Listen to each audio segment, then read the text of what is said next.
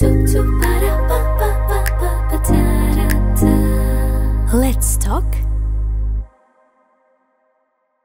Basically manifest করে বা connection তৈরি হয়ে যায়। তুমি যে বললে যে আইডির সাথে আইডিকে তুমি ম্যানিফেস্ট করেছিলে, তোমার হাতে প্রচুর আংটি ফাংটিও দেখছি।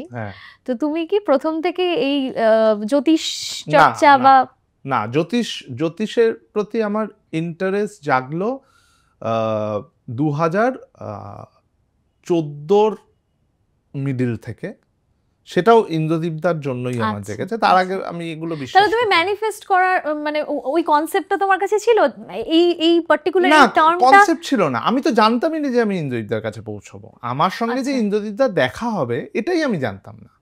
ম্যানিফেস্ট এখন আমি বলতে পারছি, কিন্তু তখন আমি চাইতাম যে আমি যদি কাজ করতে পারতাম, আমি যদি এনার সঙ্গে কাজ করতে, এটা হতো। কিন্তু জ্যোতিষের প্রতি ইন্টারেস্ট, আর আমি এটা কিন্তু পুরোপুরি বিশ্বাস করি। আমার এটার বিষয়ে প্রচন্ড পরিমাণে বিশ্বাস, এবং কিন্তু এরম নয় যে আমি এটার প্রতি দুর্বল। কারণ আমার মনে হয় যে এটা একটা হিসেব, যে হিসেবটা পারফেক্টলি যদি করা যায় তাহলে সেটা বেরোবে। তার মানে এই নয় যে আমি কিছু একটা পড়লেই রাজা হয়ে যাব, এটাও আমি বিশ্বাস করি। পরিশ্রম করলেই যে আমি কিছু হব সেটা আমি বিশ্বাস করি। ওটা একটা গাইডেন্স দেয় আমার যেটা মনে হয়। হ্যাঁ, গাইডেন্স দেয় তোমাকে, কিছু সময় কনফিডেন্স দেয়।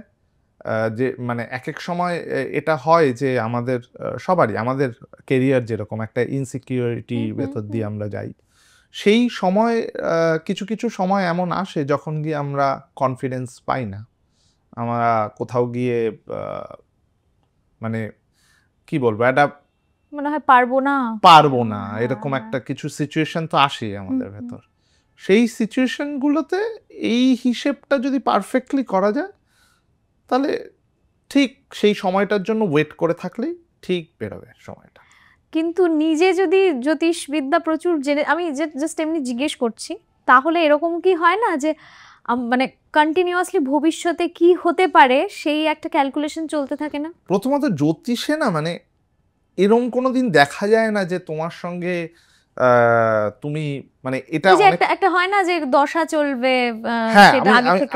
আমি বোঝাচ্ছি, মানে সাধারণত জ্যোতিষ বলতে সাধারণ মানুষের মননে যেটা রয়েছে সেটা হচ্ছে যে একটা লোক দেখতে পেয়ে যাচ্ছে যে আমি যাচ্ছি, গাড়ি চাপা পড়ে গেল, বা একটা লোক দেখতে পেয়ে যাচ্ছে আমি চলতে চলতে আমার বড় বাড়ি হয়ে গেল। এরকম কেসটা নয়।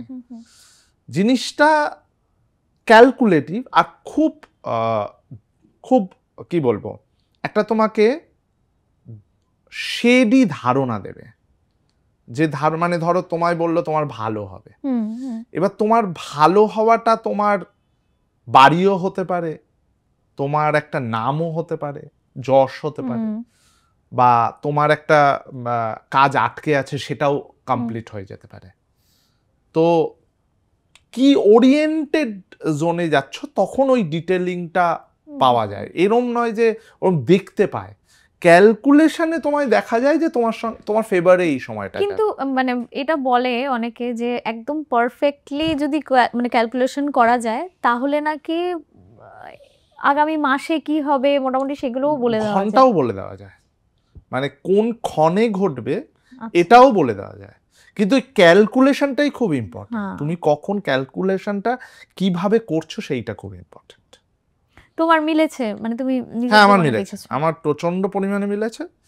আমার প্রথম দেখো, আমার এই যে মিউজিক ডিরেক্টর হয়েছি, তোমার মনে হয় এই ইন্ডাস্ট্রিতে দাঁড়িয়ে আমি তো বলছি, মানে তুমি রেকর্ডিস্ট ছিলাম, আমি রেকর্ডিস্ট ছেড়ে দাও, তারও আগে চলে যাও, যদি আমি সিডি বিক্রি করতাম, তোমার মনে হয় সেখান থেকে মিউজিক ডিরেক্টর। এবং আমি বলছি আমি যেদিন আমি প্রলয় যখন সুর করলাম, আবার প্রলয় না হবারও বা কি আছে? আমরা যদি বলে না দাবার ঘুঁটি, আমি একটা সিনেমার দেখছিলাম, কুইন অফ কাথওয়ে মোস্ট প্রবাবলি, বলো দাবার সব থেকে ইন্টারেস্টিং জিনিস হলো এখানে একটা বোর্ডেও রাজা হতে পারে। হ্যাঁ, তো এটা কিন্তু মানুষের জীবনের সাথেও প্রচুর মানুষ, আব্দুল কালাম কেও আমরা দেখেছি যে একটা কিন্তু এখানে ব্যাপারটা হচ্ছে যে এই হওয়াটা না খুব কম অংশ।